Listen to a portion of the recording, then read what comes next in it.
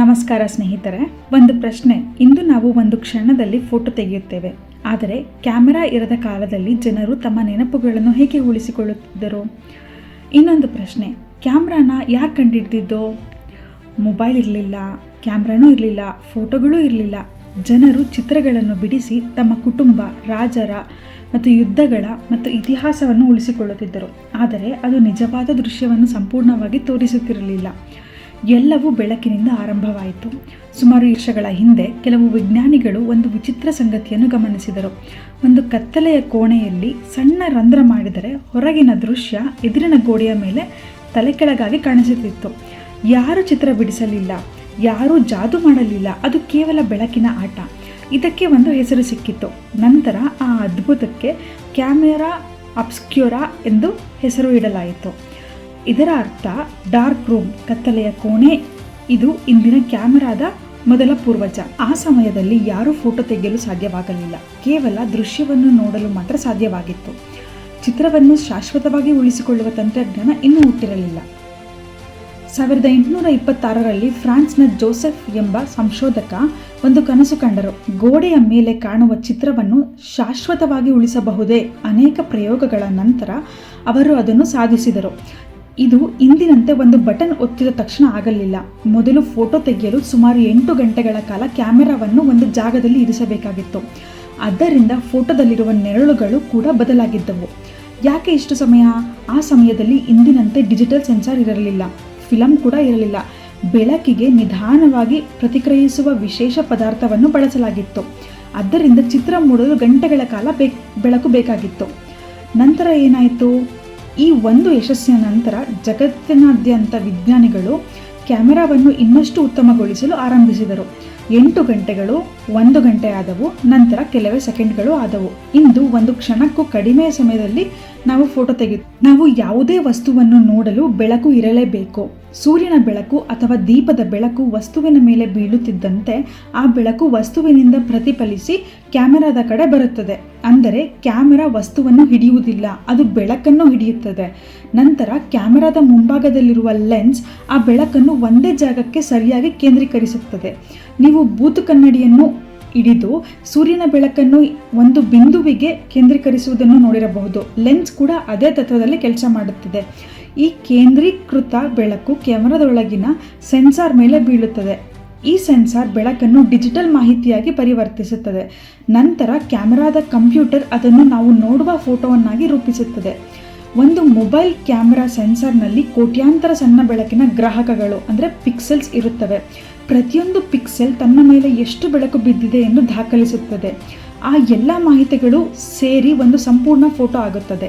ಬೆಳಕು ಎಲ್ಲ ದಿಕ್ಕುಗಳಲ್ಲೂ ಹರಡುತ್ತದೆ. ಹಾಗಾಗಿಯೇ ಸೆನ್ಸಾರ್ ಮೇಲೆ ಬಿದ್ದರೆ ಫೋಟೋ ಮಸುಕಾಗುತ್ತೆ. ಲೆನ್ಸ್ ಎಲ್ಲ ದಿಕ್ಕಿನಿಂದ ಬರುವ ಬೆಳಕನ್ನು ಸರಿಯಾದ ಜಾಗಕ್ಕೆ ಕೇಂದ್ರೀಕರಿಸುತ್ತೆ. ಆಗ ಮಾತ್ರ ಸೆನ್ಸಾರ್ಗೆ ಸ್ಪಷ್ಟವಾದ ಚಿತ್ರ ಸಿಗುತ್ತೆ. ನಮ್ಮ ಕಣ್ಣು ಇದೇ ಕೆಲಸ ಮಾಡುತ್ತಾ? ಹೌದು, ನಮ್ಮ ಕಣ್ಣಿನಲ್ಲೂ ಒಂದು ಸ್ವಾಭಾವಿಕ ಲೆನ್ಸ್ ಇದೆ. ಅದು ಬೆಳಕನ್ನು ರೆಟಿನಾ ಮೇಲೆ ಕೇಂದ್ರೀಕರಿಸುತ್ತದೆ. ಅದಕ್ಕಾಗಿಯೇ ಕ್ಯಾಮ್ರಾವನ್ನು ಮಾನವ ಕಣ್ಣಿನಂತೆಯೇ ವಿನ್ಯಾಸಗೊಳಿಸಲಾಗಿದೆ. ಒಂದು ಆಶ್ಚರ್ಯದ ವಿಷಯ, ಒಂದು DSLR ಅಥವಾ ಮಿರರ್ಲೆಸ್ ಕ್ಯಾಮೆರಾದ ಲೆನ್ಸ್ನಲ್ಲಿ ಒಂದೇ ಗಾಜು ಇರುವುದಿಲ್ಲ. ಕೆಲವು ಲೆನ್ಸ್ಗಳಲ್ಲಿ 10, 15, 20 ಅಥವಾ ಅದಕ್ಕಿಂತ ಹೆಚ್ಚು ಗಾಜಿನ ತುಂಡುಗಳು ಇರುತ್ತವೆ. ಅವು ಒಟ್ಟಾಗಿ ಕೆಲಸ ಮಾಡಿ ವಕ್ರತೆ ಕಡಿಮೆ ಮಾಡಿ ಅತ್ಯಂತ ಸ್ಪಷ್ಟವಾದ ಚಿತ್ರವನ್ನು ನೀಡುತ್ತದೆ. ನೀವು ಕ್ಯಾಮ್ರಾದಲ್ಲಿ ಫೋಟೋ ತೆಗೆದಾಗ ಒಮ್ಮೆ ಮುಖ ಮಾತ್ರ ಸ್ಪಷ್ಟವಾಗಿರುತ್ತೆ, ಹಿಂದೆ ಇರುವ ಎಲ್ಲವೂ ಮಸುಕಾಗಿರುತ್ತೆ. ಮತ್ತೊಮ್ಮೆ ಎಲ್ಲವೂ ಸ್ಪಷ್ಟವಾಗಿ ಕಾಣುತ್ತೆ. ಇದು ಹೇಗೆ ಸಾಧ್ಯ? ಇವಾಗ ಫೋಕಸ್ ರಹಸ್ಯ ತಿಳಿಯೋಣ. ಮೊದಲು ನಮ್ಮ ಕಣ್ಣಿನ ಮುಂದೆ ಒಬ್ಬ ವ್ಯಕ್ತಿ ನಿಂತಿದ್ದಾನೆ ಎಂದು ಊಹಿಸಿ. ಅವನು ನಮ್ಮಿಂದ 2 ಮೀಟರ್ ದೂರದಲ್ಲಿದ್ದಾನೆ. ನಾವು ಅವನ ಮೇಲೆಯೇ ಗಮನ ಕೊಟ್ಟರೆ ಅವನು ಸ್ಪಷ್ಟವಾಗಿ ಕಾಣುತ್ತಾನೆ. ದೂರದ ವಸ್ತುಗಳು ಸ್ವಲ್ಪ ಮಸುಕಾಗಿ ಕಾಣಬಹುದು. ಕ್ಯಾಮ್ರಾದಲ್ಲೂ ಇದೇ ಆಗುತ್ತೆ. ಹೌದು, ಕ್ಯಾಮ್ರಾ ಯಾವ ವಸ್ತು ಮುಖವೋ ಅದರ ಮೇಲೆಯೇ ಬೆಳಕನ್ನು ನಿಖರವಾಗಿ ಕೇಂದ್ರೀಕರಿಸುತ್ತದೆ. ಆಗ ಆ ವಸ್ತು ತುಂಬ ಸ್ಪಷ್ಟವಾಗಿ ಕಾಣುತ್ತೆ. ಕ್ಯಾಮೆರಾ ವಿಭಿನ್ನ ದೂರಗಳಲ್ಲಿ ಲೆನ್ಸ್ ಅನ್ನು ಅತ್ಯಂತ ವೇಗವಾಗಿ ಮುಂದೆ ಹಿಂದೆ ಚಲಿಸುತ್ತದೆ. ಯಾವ ಸ್ಥಾನದಲ್ಲಿ ಚಿತ್ರ ಅತ್ಯಂತ ಸ್ಪಷ್ಟವಾಗಿ ಕಾಣುತ್ತದೆಯೋ ಅಲ್ಲಿಯೇ ಲೆನ್ಸ್ ಅನ್ನು ನಿಲ್ಲಿಸುತ್ತದೆ. ಅದನ್ನೇ ಆಟೋ ಫೋಕಸ್ ಎನ್ನುತ್ತೇವೆ. ಹಾಗಾದರೆ ಮುಖವನ್ನು ಹೇಗೆ ಗುರುತಿಸುತ್ತದೆ? ಇಂದಿನ ಕ್ಯಾಮೆರಾಗಳು ಆರ್ಟಿಫಿಷಿಯಲ್ ಇಂಟೆಲಿಜೆನ್ಸ್ ಅಂದರೆ AI ಬಳಸುತ್ತವೆ. ಅವು ಮುಖ, ಕಣ್ಣು, ನಗು, ಸಾಕುಪ್ರಾಣಿಗಳ ಮುಖ, ವಾಹನಗಳನ್ನು ಗುರುತಿಸಬಲ್ಲವು. ಆದ್ದರಿಂದ ನೀವು ಚಲಿಸುತ್ತಿದ್ದರೂ ಕ್ಯಾಮೆರಾ ನಿಮ್ಮ ಕಣ್ಣಿನ ಮೇಲೆಯೇ ಫೋಕಸ್ ಇಡಬಹುದು. ಕೆಲವು ಆಧುನಿಕ ಕ್ಯಾಮೆರಾಗಳು ಪ್ರತಿ ಸೆಕೆಂಡ್ಗೆ 100 ಬಾರಿ ಫೋಕಸ್ ಪರಿಶೀಲಿಸುತ್ತವೆ. ಅದಕ್ಕಾಗಿಯೇ ಓಡುತ್ತಿರುವ ವ್ಯಕ್ತಿಯ ಅಥವಾ ಹಾರುತ್ತಿರುವ ಹಕ್ಕಿಯ ಫೋಟೋವನ್ನು ಕೂಡ ಸ್ಪಷ್ಟವಾಗಿ ಬರುತ್ತದೆ. ಹಗಲಿನಲ್ಲಿ ತೆಗೆದ ಫೋಟೋ ತುಂಬ ಸ್ಪಷ್ಟವಾಗಿರುತ್ತೆ, ಆದರೆ ರಾತ್ರಿ ತೆಗೆದರೆ ಫೋಟೋದಲ್ಲಿ ಸಣ್ಣ ಸಣ್ಣ ಕಣಗಳು, ಗ್ರೇನ್ ಅಥವಾ ನಾಯ್ಸ್ ಕಾಣಿಸುತ್ತೆ. ಕ್ಯಾಮೆರಾ ರಾತ್ರಿ ಸರಿಯಾಗಿ ಕೆಲಸ ಮಾಡೋದಿಲ್ವಾ? ಕ್ಯಾಮ್ರಾ ನೈಟು ಕೂಡ ಚೆನ್ನಾಗಿ ಕೆಲಸ ಮಾಡುತ್ತೆ, ಆದರೆ ಕ್ಯಾಮ್ರಾಗೆ ಒಂದು ವಸ್ತುವನ್ನು ನೋಡಲು ಬೆಳಕು ಬೇಕು. ಹಗಲಿನಲ್ಲಿ ಸಾಕಷ್ಟು ಬೆಳಕಿರುತ್ತೆ, ಆದ್ದರಿಂದ ಫೋಟೋ ಸ್ಪಷ್ಟವಾಗಿ ಬರುತ್ತೆ. ರಾತ್ರಿ ಬೆಳಕು ತುಂಬ ಕಡಿಮೆ, ಆಗ ಕ್ಯಾಮ್ರಾ ನನಗೆ ಇನ್ನೂ ಹೆಚ್ಚು ಬೆಳಕು ಬೇಕು ಅಂತ ಪ್ರಯತ್ನಿಸುತ್ತಿರುತ್ತೆ. ಆಗ ISO ಏನು ಮಾಡುತ್ತೆ? ISO ಅಂದರೆ ಸೆನ್ಸಾರ್ ಬೆಳಕಿಗೆ ಎಷ್ಟು ಸೂಕ್ಷ್ಮವಾಗಿ ಪ್ರತಿಕ್ರಿಯಿಸಬೇಕು ಎಂಬ ಸೆಟ್ಟಿಂಗ್. ISO ಹೆಚ್ಚಿಸಿದರೆ ಕ್ಯಾಮ್ರಾ ಕಡಿಮೆ ಬೆಳಕಿನಲ್ಲೂ ಚಿತ್ರವನ್ನು ಪ್ರಕಾಶಮಾನವಾಗಿ ತೋರಿಸಲು ಪ್ರಯತ್ನಿಸುತ್ತದೆ. ಆದರೆ ಒಂದು ಸಮಸ್ಯೆ ಇದೆ. ISO ತುಂಬ ಹೆಚ್ಚಿಸಿದರೆ ಚಿತ್ರದಲ್ಲಿ ಸಣ್ಣ ಸಣ್ಣ ಬಣ್ಣದ ಕಣಗಳನ್ನು ಕಾಣಿಸುತ್ತೆ. ಅದನ್ನೇ ನಾಯ್ಸ್ ಅಥವಾ ಗ್ರೇನ್ ಎಂದು ಕರೆಯುತ್ತಾರೆ. ಹಾಗಿದ್ದರೆ ಮೊಬೈಲ್ನಲ್ಲಿ ಇಂದು ಮೊಬೈಲ್ ಕ್ಯಾಮ್ರಾಗಳು ಒಂದೇ ಫೋಟೋ ಅಲ್ಲ, ಹಲವಾರು ಫೋಟೋಗಳನ್ನು ಒಂದೇ ಸಮಯದಲ್ಲಿ ತೆಗೆದು AI ಸಹಕಾರದಿಂದ ಅವನ್ನು ಸೇರಿಸಿ ನಾಯ್ಸ್ ಕಡಿಮೆ ಮಾಡುತ್ತವೆ. ಅದಕ್ಕಾಗಿ ಇಂದಿನ ನೈಟ್ ಮೋಡ್ ಹಿಂದಿನ ಮೊಬೈಲ್ಗಳಿಗಿಂತ ಉತ್ತಮವಾಗಿದೆ. ಒಂದು ಆಶ್ಚರ್ಯದ ವಿಷಯ, ನೀವು ನೈಟ್ ಮೋಡ್ನಲ್ಲಿ ಫೋಟೋ ತೆಗೆದಾಗ ಕ್ಯಾಮ್ರಾ ಒಂದೇ ಕ್ಷಣದ ಚಿತ್ರವಲ್ಲ, ಕೆಲವೊಮ್ಮೆ ಹಲವಾರು ಚಿತ್ರಗಳನ್ನು ಸೇರಿಸಿ ಒಂದು ಫೋಟೋ ಮಾಡುತ್ತೆ. ಮೊದಲು ಮೊಬೈಲ್ನಲ್ಲಿ ಒಂದೇ ಕ್ಯಾಮ್ರಾ ಮಾತ್ರ ಇತ್ತು, ಈಗ 2, 3, 4 ಕೆಲವೊಮ್ಮೆ 5 ಕ್ಯಾಮ್ರಾಗಳು ಕೂಡ ಇರ್ತವೆ. ಪ್ರತಿಯೊಂದು ಕ್ಯಾಮ್ರಾಗೂ ಒಂದೊಂದು ವಿಶೇಷ ಕೆಲಸ ಇರುತ್ತೆ. ಅದಕ್ಕಾಗಿ ಮೊಬೈಲ್ನಲ್ಲಿ ಹಲವಾರು ಕ್ಯಾಮ್ರಾಗಳನ್ನು ಕೊಡುತ್ತಾರೆ. ಮೊದಲು ಕ್ಯಾಮ್ರಾ, ಇದು ಮೇನ್ ಕ್ಯಾಮ್ರಾ. ನಾವು ಸಾಮಾನ್ಯವಾಗಿ ಹೆಚ್ಚಿನ ಫೋಟೋಗಳನ್ನು ಇದರಿಂದಲೇ ತೆಗೆದುಕೊಳ್ಳುತ್ತೇವೆ. ಇದು ಅತ್ಯುತ್ತಮ ಗುಣಮಟ್ಟದ ಚಿತ್ರವನ್ನು ನೀಡುತ್ತದೆ. ಎರಡನೇ ಕ್ಯಾಮ್ರಾ, ಇದು ಅಲ್ಟ್ರಾ ವೈಡ್ ಕ್ಯಾಮ್ರಾ. ಒಂದು ಫೋಟೋದಲ್ಲಿ ಹೆಚ್ಚು ಜನ ಅಥವಾ ದೊಡ್ಡ ಬೆಟ್ಟ, ಸಮುದ್ರ, ದೇವಾಲಯ ಇವೆಲ್ಲವನ್ನು ಸೆರೆ ಹಿಡಿಯಲು ಬಳಸುತ್ತಾರೆ. ಮೂರನೇ ಕ್ಯಾಮ್ರಾ, ಇದು ಟೆಲಿಫೋಟೋ ಕ್ಯಾಮ್ರಾ. ದೂರದಲ್ಲಿರುವ ವಸ್ತುವನ್ನು ಗುಣಮಟ್ಟವನ್ನು ಕಳೆದುಕೊಳ್ಳದೆ ಹತ್ತಿರ ತಂದಂತೆ ತೋರಿಸುತ್ತದೆ. ಕೆಲವು ಮೊಬೈಲ್ಗಳಲ್ಲಿ ಮ್ಯಾಕ್ರೋ ಕ್ಯಾಮ್ರಾ ಕೂಡ ಇರುತ್ತೆ. ಇದು ಇರುವೆ, ಹೂವಿನ ರೇಣು, ನೀರಿನ ಹನಿ ಇಂತಹ ಚಿಕ್ಕ ವಸ್ತುಗಳನ್ನು ಕೂಡ ತುಂಬ ಹತ್ತಿರದಿಂದ ತೋರಿಸುತ್ತೆ. ಒಂದು ಆಶ್ಚರ್ಯದ ವಿಷಯ, ನೀವು ಝೂಮ್ ಮಾಡಿದಾಗ ಯಾವಾಗಲೂ ಒಂದೇ ಕ್ಯಾಮ್ರಾ ಕೆಲಸ ಮಾಡೋದಿಲ್ಲ. ಮೊಬೈಲ್ ಅಗತ್ಯಕ್ಕೆ ತಕ್ಕಂತೆ ಬೇರೆ ಬೇರೆ ಕ್ಯಾಮ್ರಾಗಳ ನಡುವೆ ಸ್ವಯಂಚಲಿತವಾಗಿ ಬದಲಾಯಿಸುತ್ತದೆ. ನಮಗೆ ಅದು ಗೊತ್ತಾಗೋದೇ ಇಲ್ಲ. ಮೊಬೈಲ್ ಕೇವಲ ಫೋಟೋ ತೆಗೆಯುವುದಿಲ್ಲ, ಅದರೊಳಗಡೆ ಆರ್ಟಿಫಿಷಿಯಲ್ ಇಂಟೆಲಿಜೆನ್ಸ್ ಇದೆ. ಒಂದು ಫೋಟೋ ತೆಗೆದ ಕೂಡಲೇ ಮೊಬೈಲ್ ಬಣ್ಣಗಳನ್ನು ಸರಿಪಡಿಸುತ್ತೆ, ಮುಖವನ್ನು ಸುಂದರವಾಗಿಸುತ್ತೆ, ನಾಯ್ಸ್ ಕಡಿಮೆ ಮಾಡುತ್ತೆ, HDRನ ಸೇರಿಸುತ್ತೆ, ಹಲವಾರು ಫೋಟೋಗಳನ್ನು ಒಂದಾಗಿ ಸೇರಿಸುತ್ತೆ. ಇವೆಲ್ಲವೂ ಕೆಲವೇ ಕ್ಷಣಗಳಲ್ಲಿ ಆಗುತ್ತೆ. ಹಾಗಾದರೆ DSLR ಅಥವಾ ಮಿರರ್ಲೆಸ್ AI ಮೇಲೆ ಹೆಚ್ಚು ಅವಲಂಬಿತವಾಗಿರುವುದಿಲ್ಲ. ಅವು ದೊಡ್ಡ ಸೆನ್ಸಾರ್, ದೊಡ್ಡ ಲೆನ್ಸ್, ಹೆಚ್ಚು ಬೆಳಕನ್ನು ಸೆರೆ ಹಿಡಿಯುವ ಸಾಮರ್ಥ್ಯ ಇವುಗಳ ಕಾರಣದಿಂದ ನಿಜವಾದ ಅಂದರೆ ನ್ಯಾಚುರಲ್ ಚಿತ್ರವನ್ನು ಸೆರೆ ಹಿಡಿಯುತ್ತವೆ.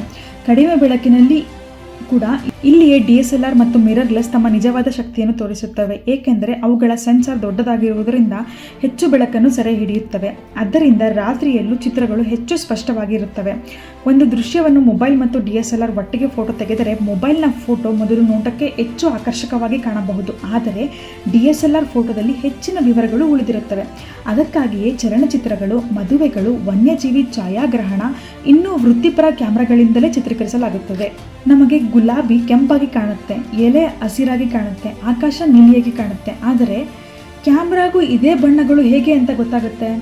ಅದಕ್ಕೆ ಕಣ್ಣುಗಳು ಇಲ್ವಲ್ಲ ಅಲ್ವಾ? ಸೂರ್ಯನ ಬೆಳಕು ಬಿಳಿಯಾಗಿ ಕಾಣುತ್ತೆ, ಆದರೆ ಆ ಬಿಳಿ ಬೆಳಕಿನೊಳಗಡೆ ಎಲ್ಲ ಬಣ್ಣಗಳು ಅಡಗಿವೆ. ಬೆಳಕು ಗುಲಾಬಿಯ ಮೇಲೆ ಬಿದ್ದಾಗ ಗುಲಾಬಿ ಕೆಂಪು ಬಣ್ಣವನ್ನು ಮಾತ್ರ ಹಿಂದಿರುಗಿಸುತ್ತದೆ, ಉಳಿದ ಬಣ್ಣಗಳನ್ನು ಅದು ಹೀರಿಕೊಳ್ಳುತ್ತದೆ. ಅದಕ್ಕಾಗಿಯೇ ನಮಗೆ ಅದು ಕೆಂಪಾಗಿ ಕಾಣುತ್ತೆ. ಕ್ಯಾಮರಾ ಇದನ್ನು ಹೇಗೆ ಅರ್ಥ ಮಾಡಿಕೊಳ್ಳುತ್ತೆ? ಕ್ಯಾಮ್ರಾದ ಸೆನ್ಸಾರ್ ಮೇಲೆ ಕೋಟ್ಯಾಂತರ ಪಿಕ್ಸೆಲ್ಸ್ ಇರುತ್ತವೆ, ಆದರೆ ಪ್ರತಿಯೊಂದು ಪಿಕ್ಸೆಲ್ ಎಲ್ಲ ಬಣ್ಣಗಳನ್ನು ನೋಡಲಾರದು. ಅದಕ್ಕಾಗಿಯೇ ಅವುಗಳ ಮೇಲೆ ರೆಡ್, ಗ್ರೀನ್, ಬ್ಲೂ ಎಂಬ ಸಣ್ಣ ಬಣ್ಣದ ಫಿಲ್ಟರ್ಗಳನ್ನು ಇಡಲಾಗುತ್ತದೆ. ಇದನ್ನೇ RGB ಎಂದು ಕರೆಯುತ್ತಾರೆ. ಕ್ಯಾಮ್ರಾದ ಪ್ರಾಸೆಸರ್ ಆ ಕೋಟ್ಯಾಂತರ ಪಿಕ್ಸೆಲ್ಸ್ ನೀಡಿದ ಮಾಹಿತಿಯನ್ನು ಒಟ್ಟಿಗೆ ಸೇರಿಸಿ ಒಂದು ಬಣ್ಣದ ಫೋಟೋವನ್ನು ಸೃಷ್ಟಿಸುತ್ತದೆ. ಅಂದರೆ ಕ್ಯಾಮ್ರಾ ನಮ್ಮ ಕಣ್ಣಿನಂತೆ ನೋಡುವುದಿಲ್ಲ, ಗಣನೆ ಮಾಡಿ ಅಂದರೆ ಕ್ಯಾಲ್ಕುಲೇಟ್ ಮಾಡಿ ಬಣ್ಣವನ್ನು ನಿರ್ಮಿಸುತ್ತದೆ. ಒಂದು ಆಶ್ಚರ್ಯದ ವಿಷಯ, ಒಂದು 50 ಮೆಗಾಪಿಕ್ಸೆಲ್ ಕ್ಯಾಮೆರಾ ಸುಮಾರು 50 ಮಿಲಿಯನ್ ಪಿಕ್ಸೆಲ್ಸ್ನಿಂದ ಒಂದೇ ಫೋಟೋವನ್ನು ರಚಿಸುತ್ತದೆ. ಅಷ್ಟೊಂದು ಸಣ್ಣ ಮಾಹಿತಿಗಳನ್ನು ಕೆಲವೇ ಕ್ಷಣಗಳಲ್ಲಿ ಒಟ್ಟುಗೂಡಿಸುತ್ತದೆ.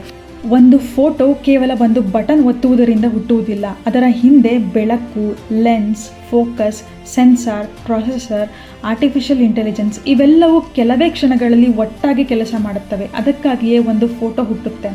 ನಾವು ಒಂದು ಫೋಟೋವನ್ನು ಒಂದು ಕ್ಷಣದ ನೆನಪು ಎಂದು ನೋಡುತ್ತೇವೆ, ಆದರೆ ಕ್ಯಾಮೆರಾ ಆ ಕ್ಷಣವನ್ನು ಉಳಿಸಲು ಕೋಟ್ಯಾಂತರ ಬೆಳಕಿನ ಕಿರಣಗಳನ್ನು ಅಳೆಯುತ್ತದೆ, ಲಕ್ಷಾಂತರ ಗಣಿತದ ಲೆಕ್ಕಾಚಾರಗಳನ್ನು ಮಾಡುತ್ತದೆ. ನಂತರವೇ ಒಂದು ಸುಂದರ ಫೋಟೋ ನಮ್ಮ ಕೈಗೆ ಬರುತ್ತದೆ. ಒಳ್ಳೆಯ ಫೋಟೋಗೆ ಸರಿಯಾದ ಬೆಳಕು, ಸರಿಯಾದ ಫೋಕಸ್, ಸರಿಯಾದ ಸಮಯ, ಜೀವನವೂ ಹಾಗೆಯೇ ಸರಿಯಾದ ಜ್ಞಾನ, ಸರಿಯಾದ ಗುರಿ ಮತ್ತು ಸರಿಯಾದ ಸಮಯದಲ್ಲಿ ಮಾಡಿದ ಪ್ರಯತ್ನ ನಮ್ಮ ಜೀವನದ ಅತ್ಯುತ್ತಮ ಚಿತ್ರವನ್ನು ನಿರ್ಮಿಸುತ್ತದೆ. ಕ್ಯಾಮರಾ ನಮಗೆ ಒಂದು ಅದ್ಭುತ ಪಾಠ ಕಲಿಸುತ್ತೆ. ಕ್ಷಣಗಳು ಹಾದು ಹೋಗುತ್ತವೆ, ಆದರೆ ನೆನಪುಗಳು ಉಳಿಯುತ್ತವೆ. ಆದ್ದರಿಂದ ಪ್ರತಿ ಕ್ಷಣವನ್ನು ಕೇವಲ ಕ್ಯಾಮರಾದಲ್ಲಿ ಮಾತ್ರವಲ್ಲ, ನಿಮ್ಮ ಹೃದಯದಲ್ಲೂ ಸೆರೆ ಹಿಡಿಯಿರಿ. ಕುತೂಹಲ ಇರಲಿ, ಕಲಿಕೆ ಮುಂದುವರಿಯಲಿ. ಧನ್ಯವಾದಗಳು. ನಮಸ್ಕಾರ.